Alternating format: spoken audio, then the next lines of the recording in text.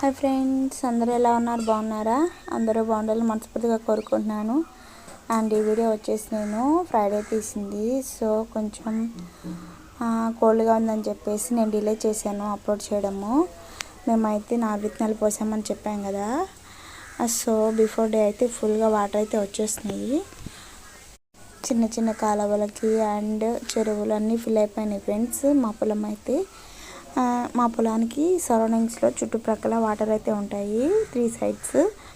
So మాకైతే నార్మల్గా పోయడానికైతే possibilities లేవు, పైన వర్షం పడుతూ ఉంది కదా. అండ్ కాలువలు కూడా ఫిల్ అయిపోయినాయి బాగా వాటర్తో. సో అందుకని చెప్పేసి ఫస్ట్ వాటర్ పెట్టేసిన తర్వాత అయితే విత్తనాలు చిమ్మేశారు.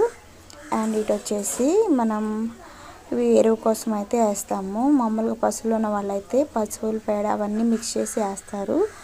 మాకైతే ఏమంటారు గేదెలు లేవు, గేదెలు కానీ ఆవులు అట్లాంటివి ఏమి లేవు. సో మేమైతే జనం అయితే జిమ్మారు. అండ్ ఇటు వచ్చేసి చూసారా ఈ కాలువలో ఎలా ఫుల్గా వాటర్ వచ్చేసినాయో. మీకు చూస్తున్నప్పుడు ఫ్లో అట్లా ఆగి ఉంది ఫ్రెండ్స్. ఇప్పుడైతే ఇంకా ఫుల్ అయిపోయినాయి. ఆ కొయ్యలు కనిపిస్తున్నాయి కదా, అంతవరకు వాటర్ అయితే వచ్చేసినాయి, చాలా ఫుల్గా ఉన్నాయి. అండ్ ఈ కాలువలోని అక్కడ స్టార్టింగ్లో చూపించాను కదా షార్ట్ వీడియోలో, అక్కడైతే అందరూ బట్టలు వాష్ చేస్తారు. ఈ వాటర్ వచ్చిన దగ్గర నుంచి ఇంటి దగ్గర అయితే మా విలేజ్లో వాళ్ళు ఎవ్వరు, అది పక్క పల్లెటూరు ఫ్రెండ్స్. సో మంచిగా ఇక్కడైతే ఫ్రెష్ వాటర్లో అయితే బట్టలు వాష్ చేసుకుంటాము.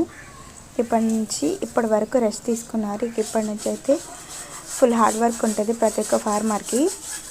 ఫస్ట్ అయితే నారవిత్తనాలు పోసుకోకముందు ఉక్కులను ఇస్తారు. ఆ తర్వాత అయితే ఎలుకలు అని చెప్పేసి ఎలుకలను పట్టిస్తారు. తర్వాత వాటర్ అని ఇట్లా ప్రతి ఒక్కటి ఏదో ఒక వర్క్ ఉంటూ ఉంటుంది ఫ్రెండ్స్. మీకైతే విలేజ్ వెదర్ నచ్చినట్లయితే లైక్ చేయండి, కామెంట్ చేయండి అండ్ సబ్స్క్రైబ్ చేయండి ఫ్రెండ్స్.